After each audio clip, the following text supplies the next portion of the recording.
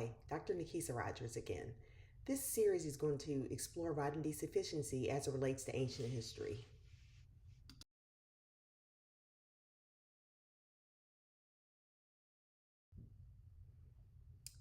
My original target audience was Black churches. There are a few Bible verses in this series, a lot of science, sarcasm, and humor. If you're easily offended, please leave now and have a nice day. Scientists are sure that Homo sapiens, which is our species, first evolved in Africa, and we know that every person alive today can trace their genetic ancestry to there. Now, mitochondrial Eve, believed to be the mother of all humans, lived about 200,000 to 300,000 years ago. Scientists believe that there was a mass scale migration that occurred about 60,000 years ago with some of the Homo sapiens out of Africa, and they would go on to populate the Middle East, Asia, Europe, and the rest of the world. The average UV index in Africa is 10 to 12 plus. Melanin, the dominant pigment in dark skin, absorbs and disperses harmful UV rays. Now, this protects skin cells from DNA damage that can lead to skin cancer and other cellular mutations. UV radiation can also degrade folate, which is an essential B vitamin needed for fetal development, sperm production, and DNA synthesis. Dark skin preserves folate levels by blocking excessive UV exposure, reducing risks like neural tube defects, brain and spine in developing embryos. In high UV environments, individuals with darker skin had better reproductive success and survival rates. Next, we will look at the Grecian people and the Venus of Willendorf statues. This is a group of people that would have dispersed out of Africa about 30,000 years ago. The Grecians dominated Ice Age Europe about 30,000 years ago. They were pivotal in early Europe. Their gene pool carried on for some 20,000 years and influenced other groups. They hunted mammoths, built houses out of mammoth bones, and carved early art. They left behind a lasting cultural legacy in the form of Venus statues, and these were little stone or ivory statues of women with large breasts and hips with thick thighs. They had the genetic markers of dark skin pigmentation, usually seen in sub-Saharan Africa. Now, these so-called Venus statues of Willendorf were carved thousands of years before the ancient Romans celebrated Venus, the goddess of fertility, love, and beauty. The first one was discovered in 1908 near Vienna, Austria. She was a 4-inch tall woman with her head tilted down. Her head was covered in rows of jagged lines believed to represent a hat, braids, or curls.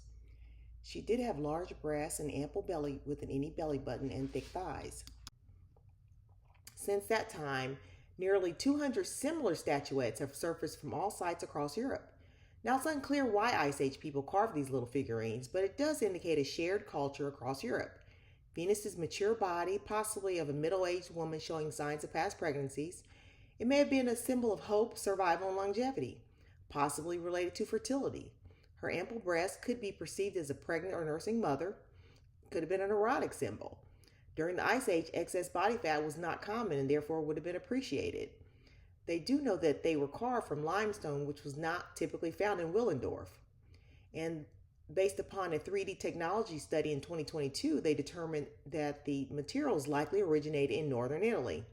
Scientists believe these raw materials used to carve Venus came from south of the Alps. Now, Cheddar Man is a 10,000-year-old skeleton, and he was discovered in a cave in Cheddar Gorge, England. And it's actually one of England's oldest modern humans, nearly a complete human skeleton.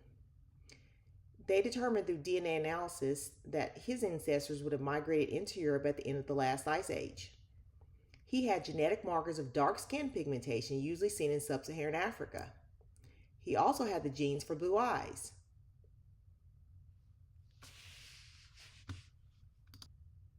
Natural selection. I consider this the creator's creative genius. Thank you for making me so wonderfully complex. Your workmanship is marvelous, how well I know it. Psalms 139:14. Now, natural selection is a mechanism of evolution. Saints, don't get triggered. But you must not forget this one thing, dear friends. A day is like 1,000 years to the Lord, and 1,000 years is like a day. 2 Peter 3:8. People cannot see the whole scope of God's work from beginning to end. Ecclesiastes 3:11. Now, organisms that are more adapted to their environment are more likely to survive and pass on genes that aided their success. Be fruitful and multiply. This process causes species to change over time. A heart sweep is a beneficial adaptation or DNA change that allows some individuals to survive longer or produce more children, such that eventually that adaptation becomes fixed in the population. Examples of this include people living in the Tibetan highlands underwent selective sweeps for genes that helped them tolerate low oxygen. Skin depigmentation genes made it easier for our species to make vitamin D after some moved out of Africa, and those genes occurred about 8,000 years ago. The lactase enzyme genes allowed adults to be able to digest milk, which includes vitamin D and other nutrients. In Europe and Asia, those genes occurred around 4,500 years ago. Deep pigmented Homo sapiens skin arrived in most of Europe relatively recently. There was an archaeological site in South Sweden called the Matola site, and there were fossils that were about 8,000 years old. And those fossils had the light skin gene variants, which leads to depigmentation, and also a gene which causes blue eyes and may also contribute to light skin and blonde hair. What scientists have determined is that there was a strong natural selection for depigmented skin genes to maximize the ability to make vitamin D more easily in northern countries where the UV was much lower than it was in Africa. Depigmented skin absorbs UV more efficiently, making it easier to make vitamin D under the skin. So when you think about it, vitamin D has been in the driver's seat. You have 200,000 to 300,000 years ago, mitochondrial Eve in Africa, dark skin genes. 30,000 years ago, the Grecian culture in prehistoric Europe, dark skin genes. 10,000 years ago, in Cheddar Grove, England, dark skin and blue eye genes. 8,000 years ago in South Sweden, depigmented skin plus blue eye genes. So that got me to thinking. It took thousands of years for these DNA adaptations to occur to allow our species that moved out of Africa to these northern low UV countries to be able to make vitamin D efficiently under the skin, because it's so important in the body.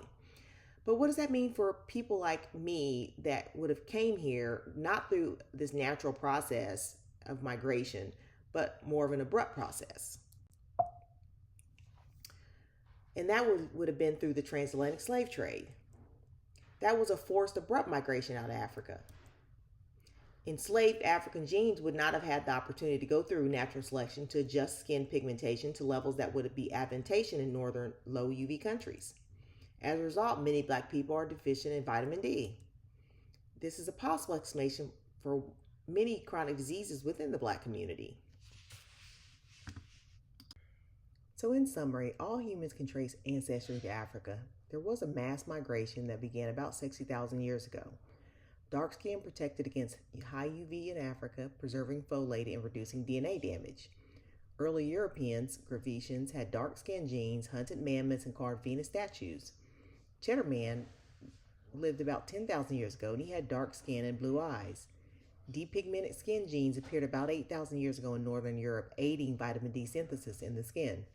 Skin color changes are examples of natural selection, adapting humans to their environments.